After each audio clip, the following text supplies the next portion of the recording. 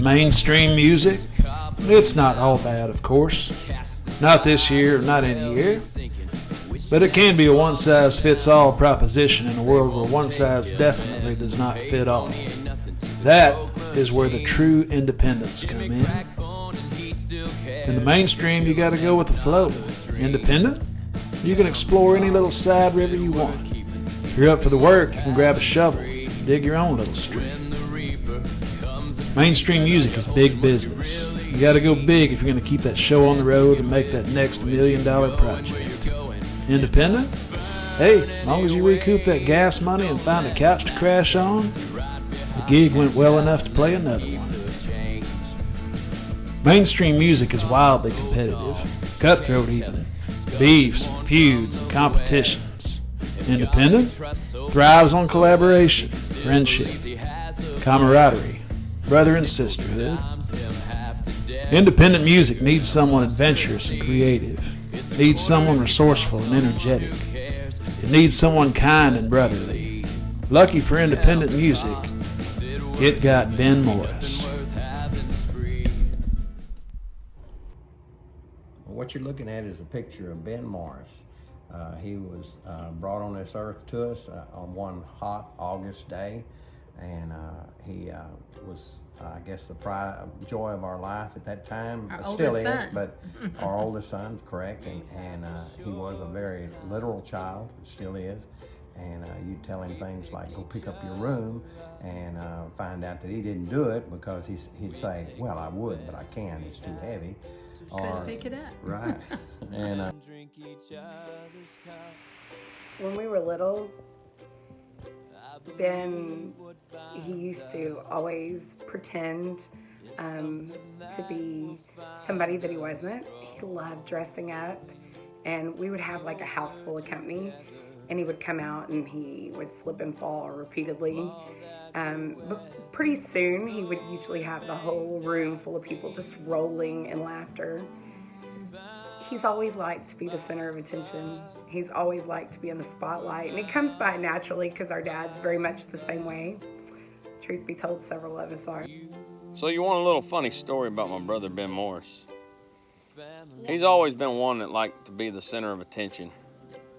He was always, when there was a crowd around, he'd, come out with underwear on his head or showing them how to karate chop or dressing up from time to time. It's hard to say what Ben was going to do when there was a crowd around because he wanted to be the center of attention.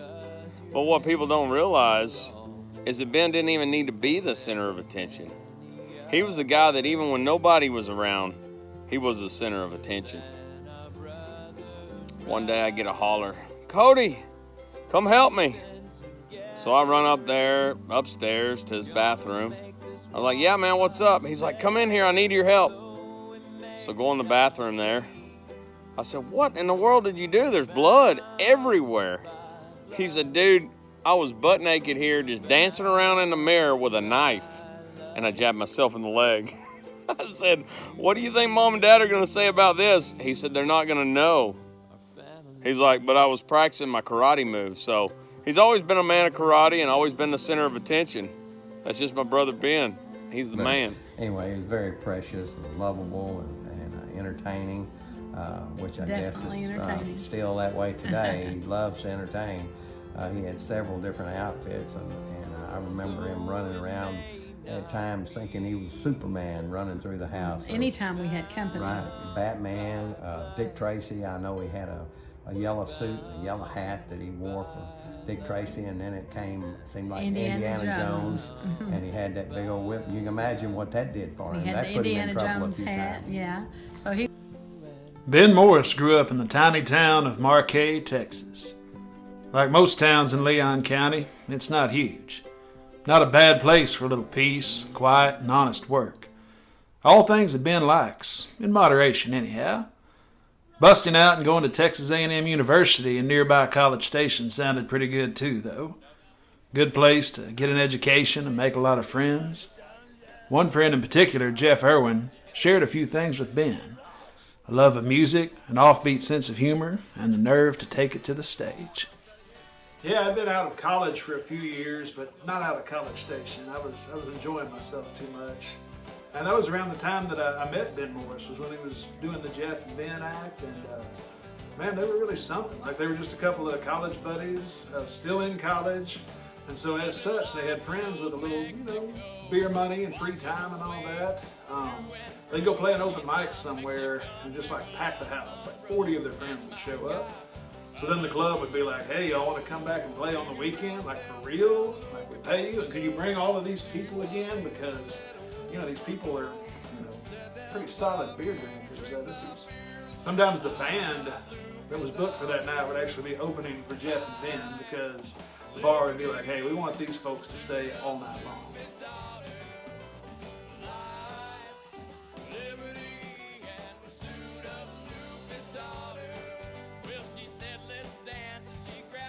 So, like, in the very beginning, I guess going back to when I was 12 years old, was when I got my first guitar, and I never really learned how to play it.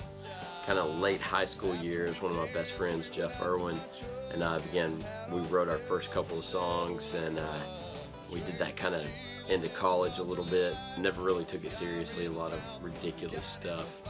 And it was probably about my senior year at Texas A&M that I realized that I really enjoyed doing it, really enjoyed crafting songs, putting songs together and singing, and performing for our friends in college, that we decided to hit up our first open mic. And we actually kind of scared to, I guess, had a little intimidated by like doing it in front of our friends at first. So we went to Houston to a place that I love to play called JP Hop's House.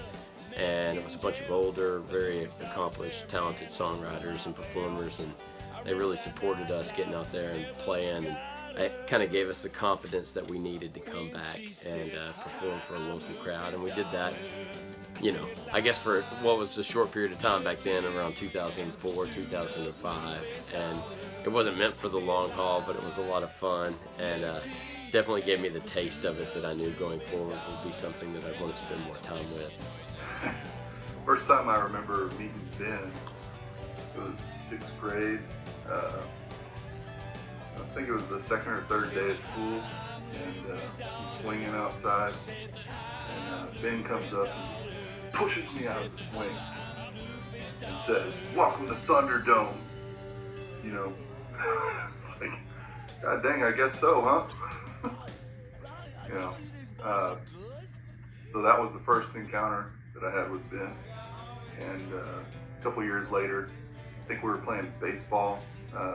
Our dads were chatting and told us that we should probably get together and hang out. So we did. We're like, all right, why not? So we get over to Ben's house, and Hi, my name is Mark Davis. he's got this freaking Hondo guitar. It's red and orange and brown. And, I mean, 3 or 4 of the colors that you never would put together and put it on the front of a guitar, and they were on it.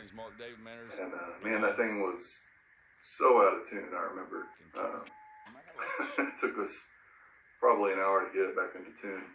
Once we got it back into tune and learned what we were doing, first song that I remember us trying was "Runaround" by Blues Traveler, and we played that for probably a good hour, and then we adapted that and came up with our first song, probably.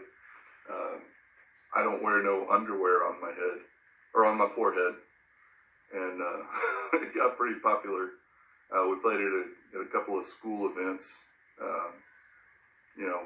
It was pretty clear up early on that Ben was quite the entertainer. Then when we got into college, we started writing we never really lost our silliness, we wanted to make sure that we maintained that because we felt like that captivated the audience. We wrote some pretty cool songs like Long One, Marquette of Mexico, the Medley. A lot of our influence came from guys that were pretty dang popular at the time. I'd say a lot of Ben's and my heroes were, people like Brandon Ryder, Brandon Jenkins, Mike Ethan Messick, John Evans, Eli Young, believe it or not. I think we opened up for Eli Young one time. Throughout the years, it was pretty cool to see Ben just develop from sort of a shy person into being an entertainer, you know, the entertainer that you know now. He really took off. I wish that my involvement had been a little longer, but unfortunately life took me out of College Station and brought me down here. And I wouldn't give it up. It's a hell of a ride, and I'm so proud of Ben for keeping it going all these years, and can't wait to see what comes next. For those of you that don't know Ben and his presence in College Station, he's well known there. Like, all the radio people know him, all the TV people know him, all the people know him. And so anywhere that you go, any Aggie that you know knows him, and it's pretty insane because he's like he's like a local celebrity among them. Much as he enjoyed the Jeff and Ben gigs, Morris was also soaking up new influences, just like any small-town kid relocated to a college town. Guys like Walt Wilkins and Robert Earl King, local folks like the Gougers, Britt Lloyd, etc. So yeah, we kind of buddied up, and I remember one time, I think it was there at Alfred T. Hornback's in College Station, at probably one of Jeff Sparr's shows over there. Ben came up to me and, hey man, I've been working on something, I'd like you to hear it. I was like, oh, y'all made a Jeff and Ben record? He's like, no, this is something different. He'd been dealing with a couple of personal setbacks, and it had really just spurred him on to a whole new phase of his writing.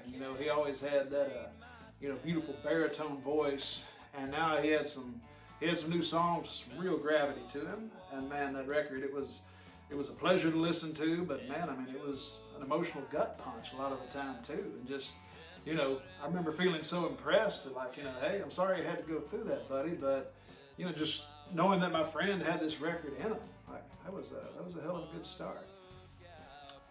So there was a real, I think, natural progression from the end of the Jeff and Ben experience to what would happen next, I guess, with me putting out my first solo record.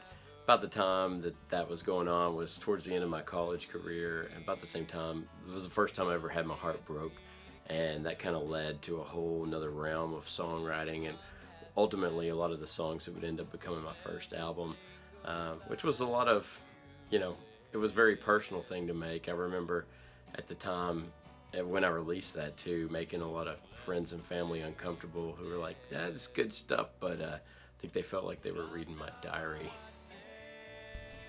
The new material on the other side of Broken gave Morris plenty of fuel to join in on the song swap and acoustic show scene, making friends in the regional music community, and also gave him the chance to hear what his voice and material sounded like framed with a full band. Not exactly shy, he soon began asking around, making connections, and starting the band that would come to be named the Great American Boxcar Chorus. I didn't realize that Chorus. first album, The Other Side of Broken, was already made when we formed. He had gone in and recorded this album and was shopping around for shows, and a couple places wanted him to, one in particular, 8 Airs I recall, wanted him full band for the show. And so he put together a band for a group of 4 shows that he had booked these 4 shows as a band. None of us were really seasoned live players. Ben and I had done open mics. I'd been a part of some honky-tonk cover bands, was throwing some originals in.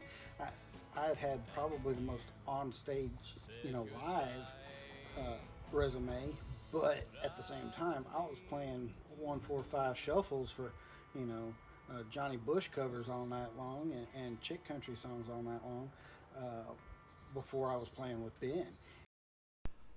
By 2009, the band made it official with their collective debut, Underground Railroad. Emboldened and refreshed by new material, they hit the road even harder, grabbing every little gig that came their way, scoring a few bigger ones.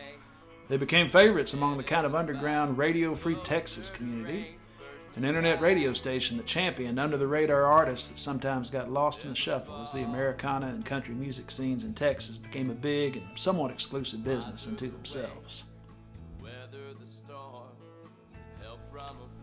The band's momentum continued full steam into 2011 with a follow-up called There Is No Fun in Funeral, an even louder and more diverse exploration of the rock, folk, and country sounds that were becoming the band's multifaceted signature.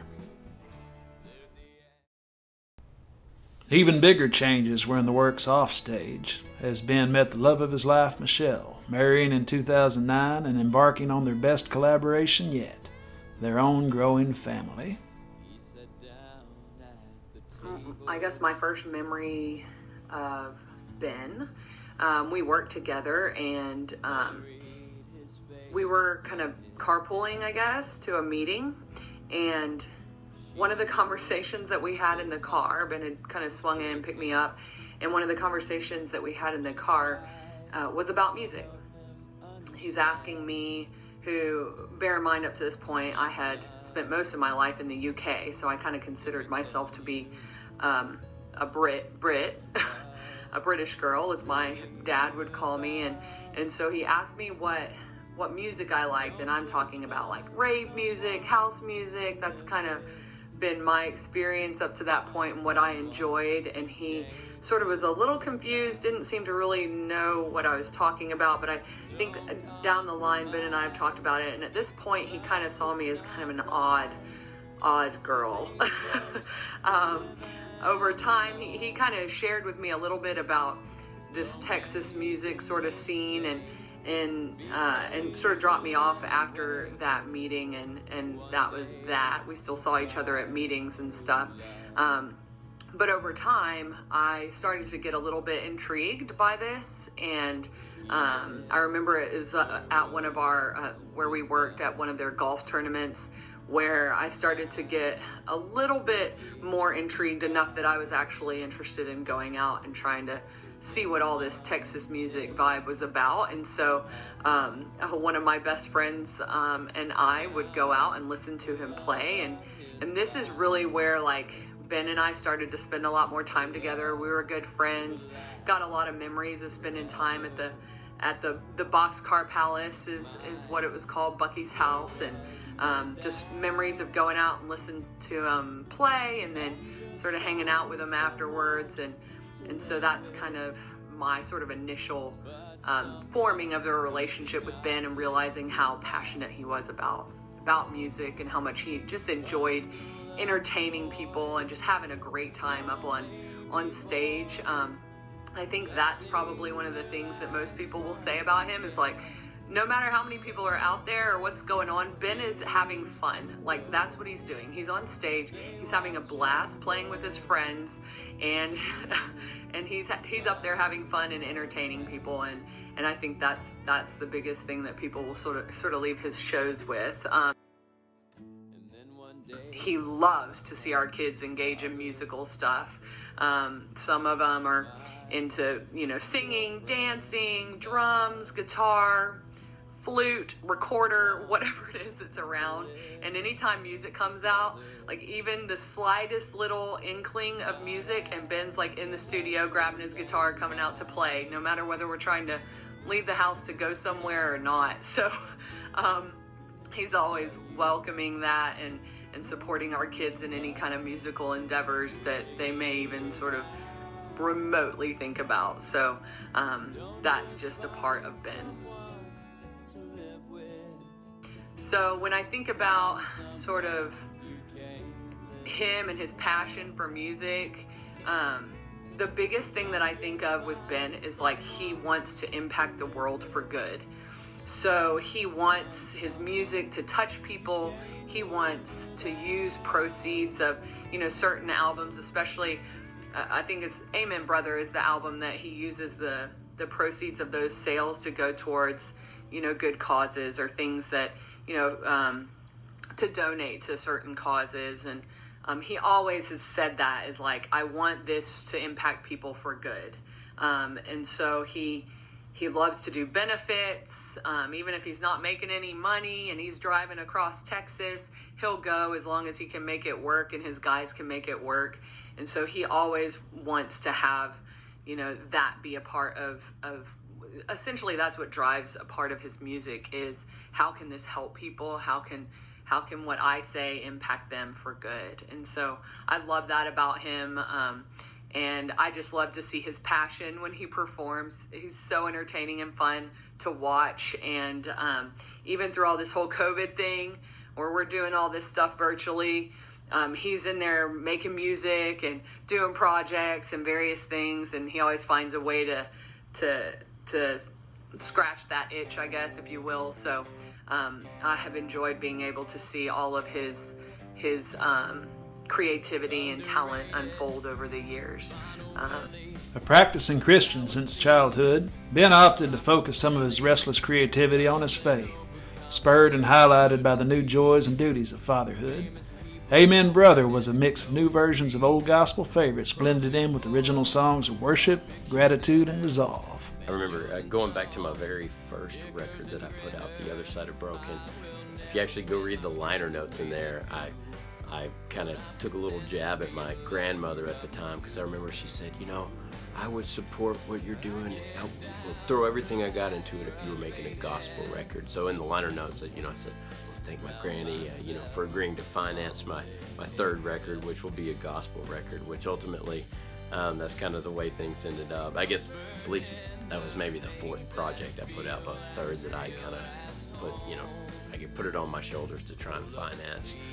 So I always kind of joked around that, that album was coming, and it was a lot of fun to make with Jamie Iveson in the producer's chair, and that was pretty personal to me.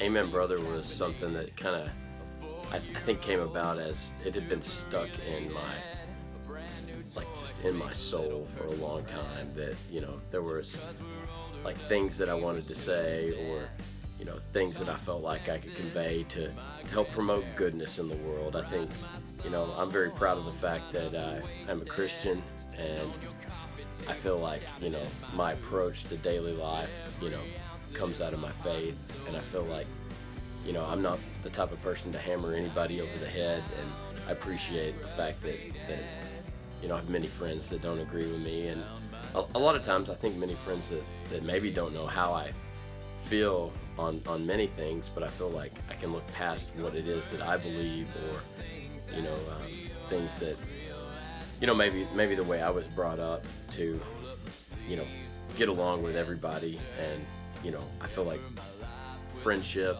and everything else can cross all kinds of aisles, and we don't all have to agree. It's crazy times that we're in right now.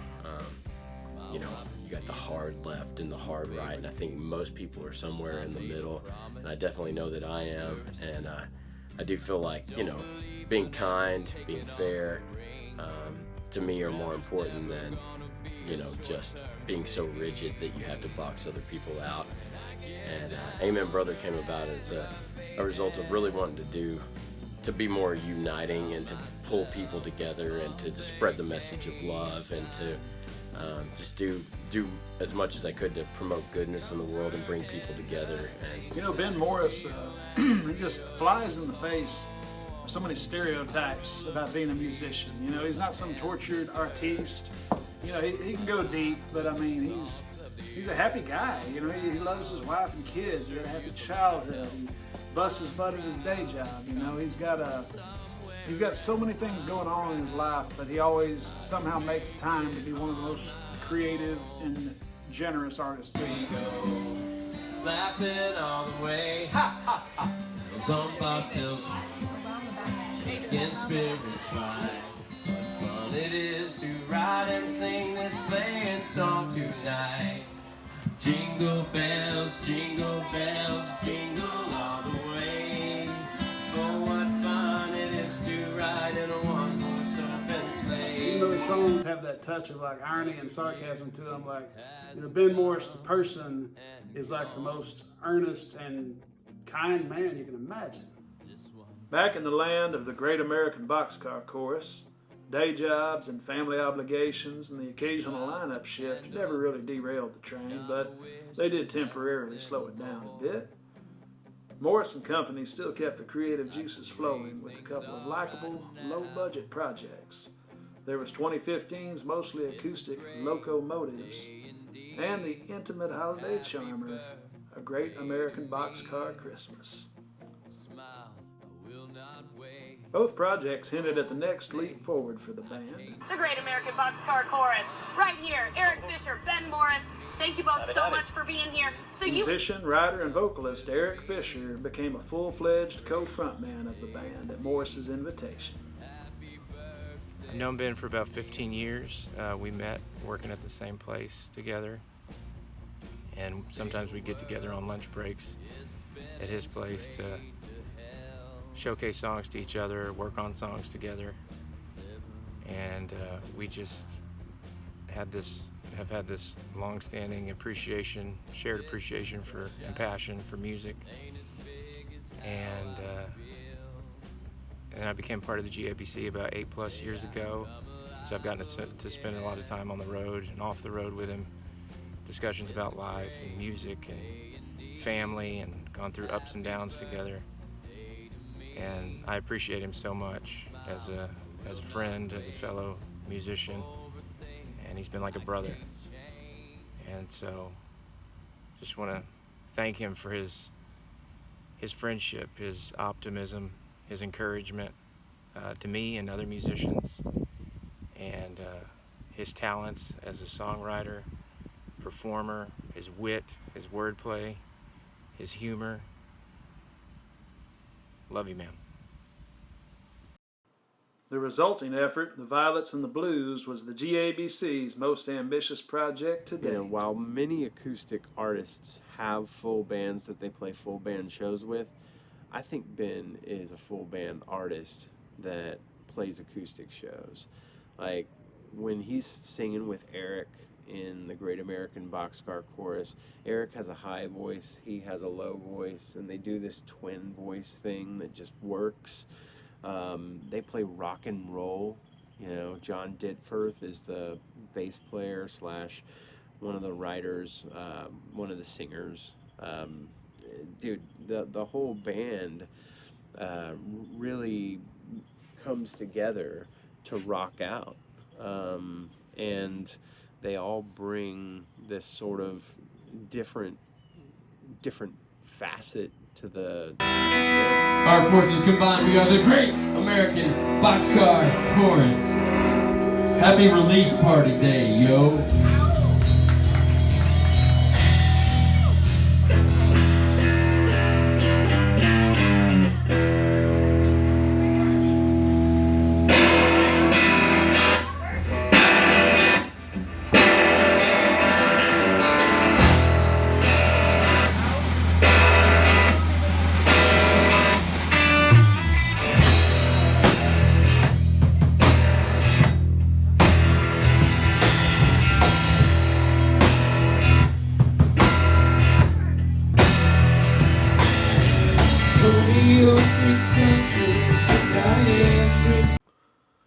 The Violets and the Blues was produced in Austin, Texas by John Evans, a Texas music veteran whose years of making everything from classic country to innovative rock and roll had been a huge inspiration to Morris and his band.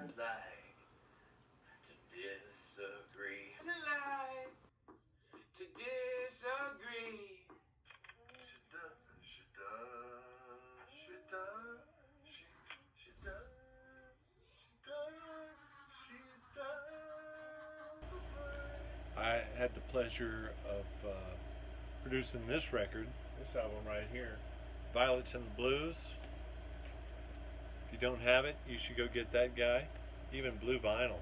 Check it out. It's awesome. I know his birthday's coming up. Didn't realize he's turning 60. I thought he was like way younger than me. But whatever, you know, like you do. But I got to work with those guys in the studio, and when they came in, they were like, "Hey, man, let's do this. I wanna throw you the songs, and I want you to do what you do with tunes. And that's the kind of guy he is. He's someone that trusts. He's someone that loves, and he's a guy that I'll never forget. Again rejuvenated by all the new material, the band hit the road with a vengeance. Granny, keep a gun in her purse. Red hair, granny, I can give it gas. Every car she sees is a car she pass. Headed into town to the beauty shop. In an RV, sipping on a soda pie. Their creative explosion also extended into some new music videos. When I'm alone, I never thought one would be so proud. But this is the harvest that they've sown. And I'm gonna miss her chocolate pies. Pop there, my brother and me. I left for one last ride to the cemetery. But in the motor home, we didn't take the hearse. Buried my granny with a gun in her purse. She left this earth with a gun in her purse. Mostly with, and sometimes without, the Great American Boxcar Chorus, Ben Morris has already left two legacies at a young age. Ben the person, beloved on the music scene for his kindness and enthusiasm, for lifting up a diverse array of fellow artists with his support. And Ben the writer, the creative, the performer, whose songs swing from goofy to reverent to quirky to heartfelt, sometimes all at once. He might write 100 more songs, might make a dozen more records. When 2020 finally lets up and the world gets back to something resembling normal, might play 1,000 more gigs. A true independent is done whenever he or she says they're done. But whenever that may be, rest assured, Ben Morris left the musical world in a better place than it was before he started. A lot of ideas for songs that I write happen. I guess the whole whistle while you work type thing. I'll be working, have my hands buried in some air conditioning unit, or you'll be driving the truck down the road and I'll start humming or hammering out, hitting on the windshield or whatever, coming up with a tune or whatever, and that goes straight to my voice recorder there on my phone, or maybe it's a lyric, an idea for a line that I like or something like that, and also that'll go in my notes on my phone. So there's a lot of buried stuff there. So if I ever kick the bucket prematurely, everybody should know where to look. Hey everybody, Matt Harlan here in Houston, wanting to give serious props to one of the best dudes I've met in general and in the music industry, Ben Morris. I mean, there's not enough positive things to say about this guy. Aside from being a great songwriter and just incredibly energetic performer and just all-around good guy to be around, he does so much for everybody in whichever community he's a part of. Those of you that don't know Ben, well, he can be like a bear on roller skates in a china shop. He's very enthusiastic and energetic and animated, and if you're a musician in Texas, I'm probably an independent musician anywhere, but let's just say Texas, Ben Morris has probably already done something nice for you, and if he hasn't, then he would. Like, you wouldn't even have to ask. You'd say, hey man, can you be like, put in a good word for you at the club? Oh, absolutely, got your book there on Sunday, bring your fast cable, you'll be great. That's he might ask you for a favor too, because the man's got hustle. But any nice thing you do for Ben Morris will be paid back tenfold, and you got a friend. Even if you couldn't do that favor in the first place, Ben Morris will forgive you. Ben Morris, we love you. We respect you. And I hope these guys do really good versions of your songs, because I didn't want to go and screw one up. Love you, buddy. You don't have to hold my hand and show me around. I can get to the bottom all on my own. Sooner or later something will pull me down. It's just a matter of unknown. No need to welcome me to the underground. I get better mileage when I'm alone. I never thought one would be so proud. You know, I've been friends with Ben Morris for, man, like, we're well over a decade now. I've heard every single album that he's put out. I've written with him. I have seen dozens, if not hundreds, of his shows. I've heard most of his unreleased stuff. We're working on a project together. I'm working on a documentary about him, and I'm still not sure if I can tell you what kind of music Ben Morris plays. He's just that original. The question is, how would I describe my songwriting approach? Throwing stuff to the wall and seeing what sticks. I have to wade through a lot of fluff to get to the good stuff. A lot of times, maybe I'm a little more intimidated in the early going just by sharing things that aren't fully fleshed out, just because I know that I have to go through a lot of processes and a lot of things to get to stuff that kind of works. Another question was who are some of my biggest musical influences? Man, I love anybody that takes themselves seriously, but not too seriously. I love people like Roger Miller, who can write a song that just, just gets you right there in the gut, like Husbands and Wives, or we have all the average people going on, but can turn around and say, do Wakadoo, do a song, the Robin Hood, cartoon or whatever. But I love that idea of being able to, just take on everything, every aspect of life. It doesn't have to be, everything is serious and heartbreak and sad, and we can celebrate the goofy and the ridiculous and the everything in between as well. He's able to take a phrase that you wouldn't think of and turn it into an entire song.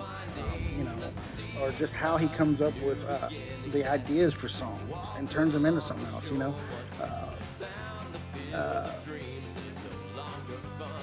The one from Staring at a Penny, Abraham Lincoln, just a piece of copper now, that one. Staring at a Penny one day. His wife hanging out with the kids, got lady on the trampoline. The question was, do you have to work on the craft of being unique, or do you feel like it just comes naturally? I don't know. Even my mom says that I'm weird, and I always take that as like the biggest compliment that anybody can say is, being, you're different.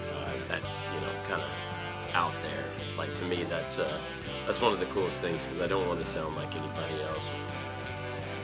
So I met Ben in the summer of 2006 on a float trip in New Braunfels, the Guadalupe River, the Comal River, and we were like instant friends. We were big time buddies from the very beginning, and so when I had the opportunity to start working with him in his band, and I moved to College Station, and we ran all around the state for several years, made a couple records, wrote some great songs. He's not really classically trained or anything, so he's not afraid to go for those weird notes and those weird chords that some other people might know better to go for, and that makes, I think, a lot of his stuff really interesting sounding. But also, the songs we have worked on together, I've usually just shown up with some words and said, here you go, do your thing. And he does that, and he's just got, I think it's a mark of any really good songwriter is he's got great editing skills. He can go back over a song and he knows what to keep, what to change, what to add, to make a complete package that makes sense. and will resonate with you. So, yeah, I've always enjoyed working with Ben creatively. I think it says a lot about Ben and his personality and the way people think about him. Just because we're all sitting here and getting together and doing all this. I think one of those draws about Ben is he's just so passionate about things, and music is definitely one of the things he's the most passionate about. And you put him on a stage any day of the week, any time of the day, under any circumstances, and he's gonna want to take it over the top. Many moons ago, Ben and Jeff, College Station days. I think he came up and introduced himself to me first, and then I noticed he's an all-around great human being. Played many gigs with him, swapped songs, did lots of shows. My band, his band. I filled in on guitar. I think I even did bass one time. I don't know how I could have done it. Tremendously a great memory for me. Just all those times on the road with you guys, with Ben, talking about music, just talking about influences and listening to music, playing music, just being on stage with you. Man, love you, brother. Hope you have a great birthday. It's a long time coming. We need to get together more, as probably a lot of people are going to be saying, but you can't with everything going on right now. But later on down the line, we'll get together. But man, don't want to make this too long, but love you, brother. Hope you have a great birthday. Thanks for being a friend. Thanks for being a great human being. And God bless. Thanks and giggle.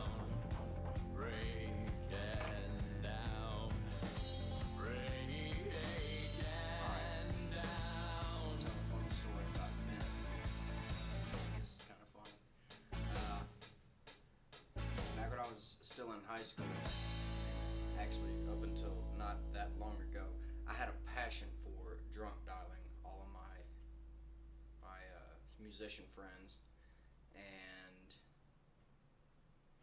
Ben Morris was always one of my victims. So back when I was still in high school, on weekends that maybe I didn't have a gig, I would wind up hanging out with my hometown friends, and we would get drunk. And since one of them lived close to the middle school, we would walk over to the middle school and climb on top of it and smoke joints and drink beers and act a fool.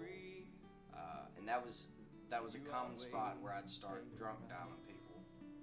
And I would always call Ben, and there were many a time that he and the band would, have just finished playing a gig or something like that, and they would talk to me for, up to an hour or so.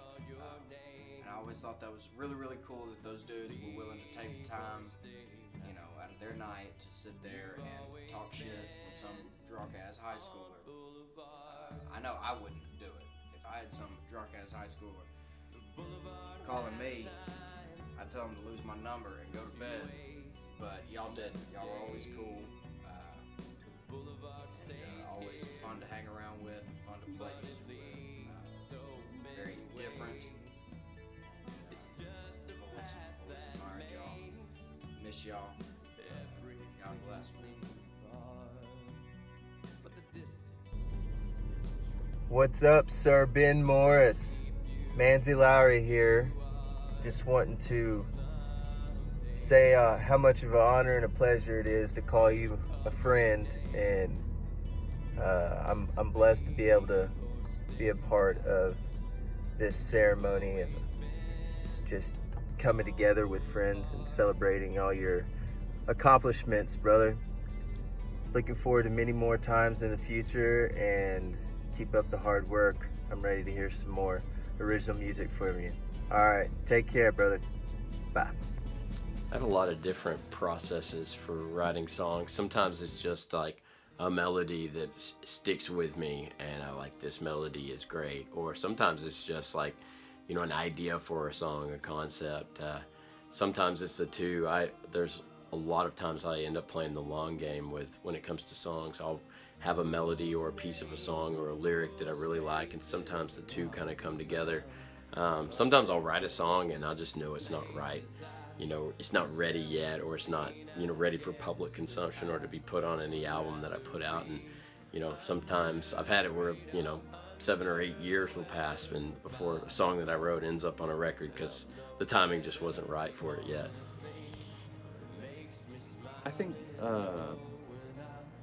when I think about Ben and his music, I think about the creativeness behind it. And behind the whole process of being a songwriter. The titles alone of his songs are ways of indicating that he thinks differently than most people that walk around.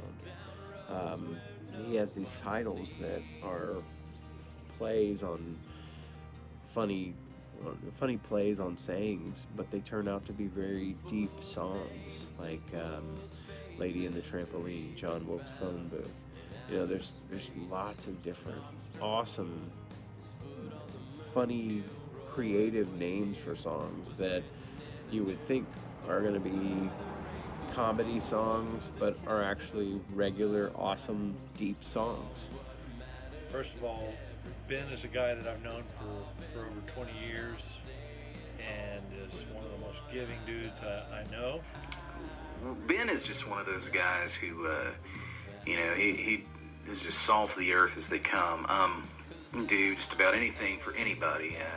His artist friends are just anybody. I mean, he's the definition of service above self. And every time Ben, you know, is putting on a benefit or something, whether it's the half stocks or the hair stocks or opening slots or whatever, you know, calls me up. I'm like, man, I'm there. I'll do it, buddy. It's always a joy to be around him, man. I think a lot of pretty huge influences on me and my songwriting have been family members of mine, whether it's the direct ones that I've actually written songs about these really intense characters to just family members, you know, family sayings. We, you know, have a lot of, I guess, some of the men in my family, like my grandfather that I was named after. Grew up with a lot of, you know, family idioms and sayings and things that just, you know, things I always thought were clever and wisdom, and a lot of that kind of has fueled like as fodder for a lot of the songs that I write. And even to this day I find myself incorporating, you know, some of that into my songs. And it's happy 38th birthday. I can't believe you're this old already. But, you know, the 39th is coming up. You know, I stayed there several years. Are you going to stay there that long? Thank you. You're my oldest grandson, and you've given me, I suppose, my youngest great-grandchild I'll ever have. Anyway, hope you had a very happy birthday. We love you. Ben, he's a ray of sunshine when he's in a good mood. He brings a lot of happiness to people and a lot of joy. As a performer, he just strives to, you know, just get out there and do his best. He strives to put a smile on people's face. I've been blessed with an awesome brother, and I'm really happy to see all that he's been able to accomplish in his few years of life. I love you, Ben. Learning new songs. He's like, let's try it for fun, you know? Let's just do it. And if it bombs, it bombs. It's like, but I don't know the chords to the song, Ben. He goes, it's all right, it's easy. It's this, G, G, G, G. He goes, I don't know what chords those are, I'm just playing them. And you're on the fly. And that's what I think makes it fun, is it's not overly planned. It's not overly produced, so to speak. It's collaborative. We're real proud of Ben. and we are real proud of all of our children. But Ben is a very special person. He's kind, he's loving, he's thoughtful of other people, and he's generous to a fault. And we just want to wish him a happy, happy birthday, and thanks for 38 years of joy. Happy birthday, Ben. All right, shout out to my old amigo Ben Morris. I don't know what to say that probably hasn't been said about Ben, but he'd drive 250 miles one way just to help you change a tire if you asked. One of the nicest guys you'll ever meet. One hell of a songwriter and musician, and I'm writing him in on the ballot this year. Ben Morris for president 2020. And that's everything, all the connections that we made, all the things that we learned have snowballed into opportunities here at home. And I have all of that to thank to Ben Morris. And, thanks, buddy. Happy birthday, man.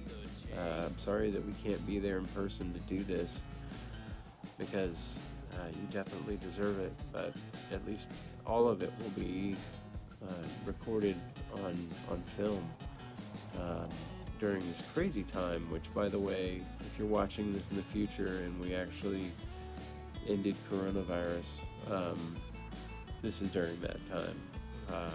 That's why we can't gather in person to do this, but thanks, buddy. Well, now, this is from my buddy Ben Morris and all the guys in the Great American Boxcar Chorus. Love you guys. We've been friends for a long time, and when I'm sitting on my chubby ass, resting on my laurels, I know y'all are out there working. You give me inspiration. You're the nicest, sweetest, hard-workingest people in the music business. I can't say enough good things about you. I love you.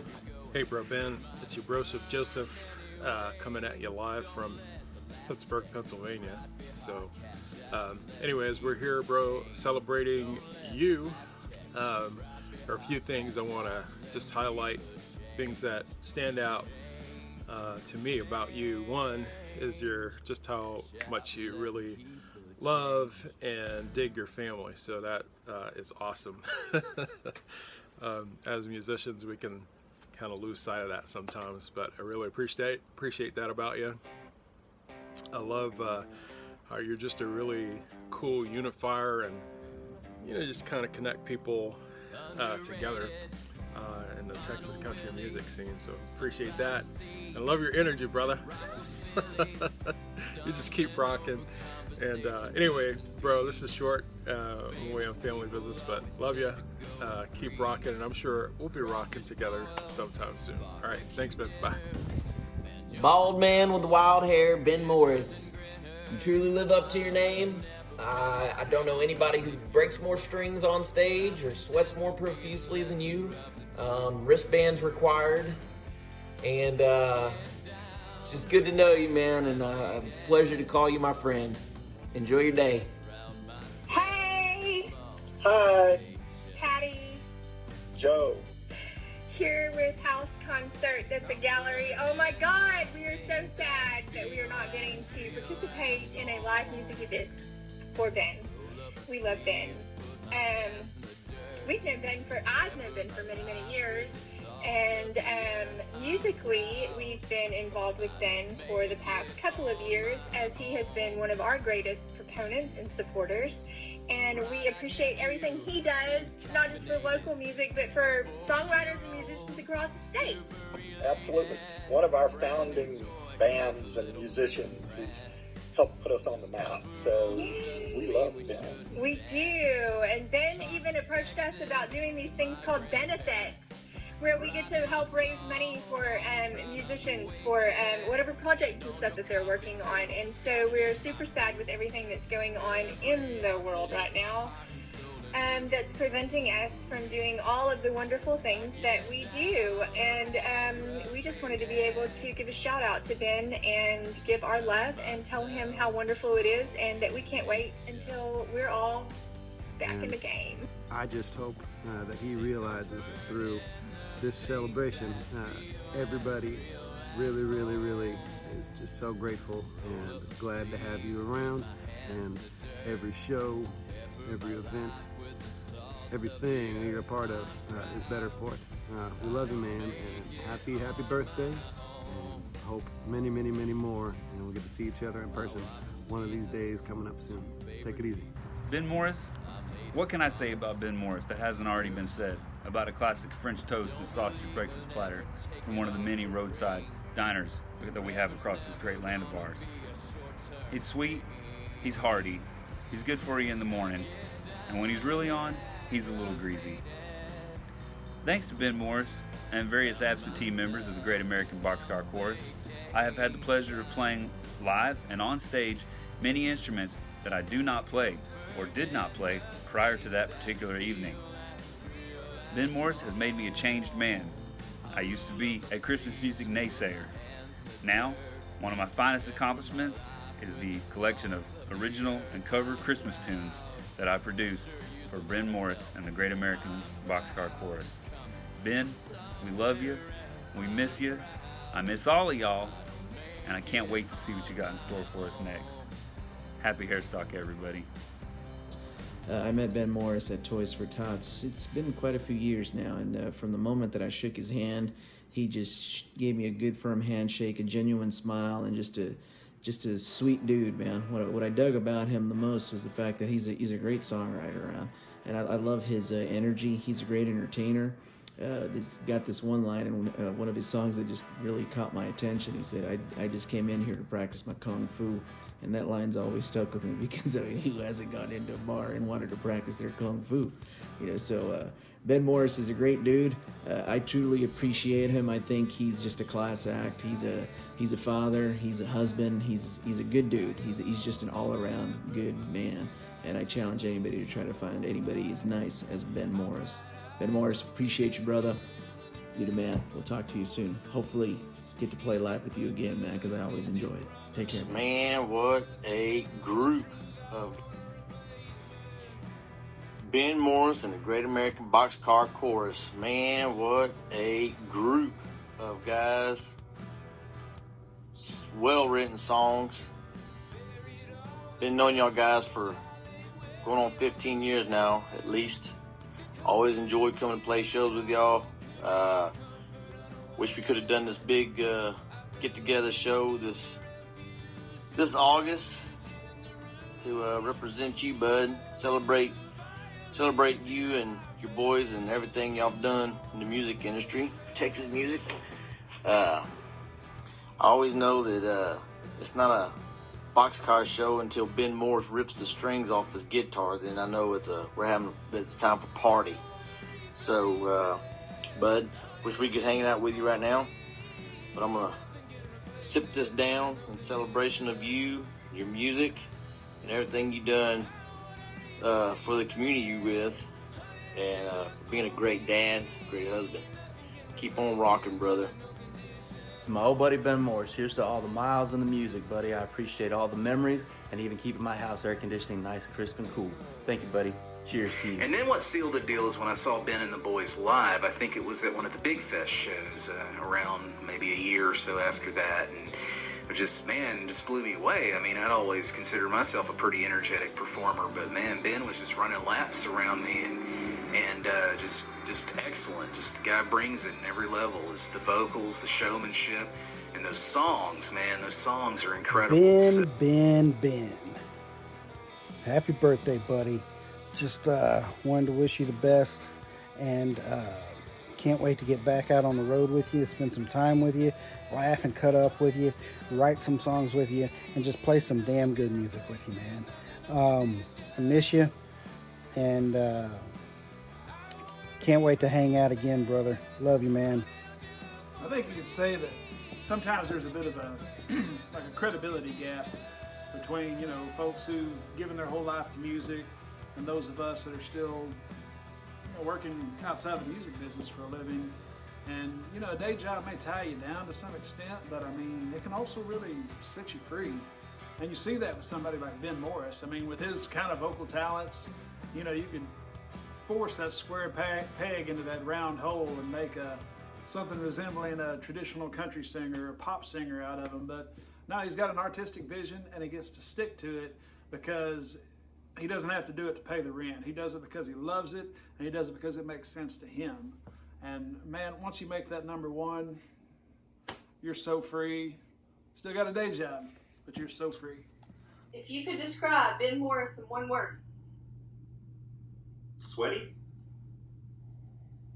Sweaty. Ben Morris is so sweaty. You know, for someone who owns an air conditioning company, you sure sweat a lot, Ben. I don't know about the first time I met Ben. I could tell you the first time I met his wife, he introduced her as his sister and then made out with her.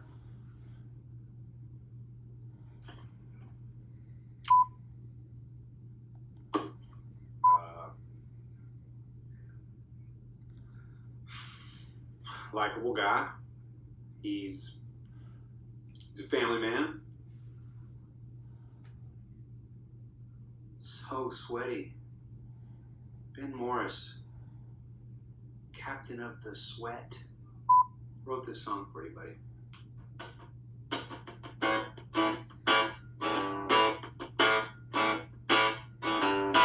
Bald head Ben got a heart so big. Take a bull horn to a solo gig. Sweatiest man I ever did know. He goes through beer for a search for show. He's my bald head buddy, I'm here to say here's to you, Ben, happy birthday.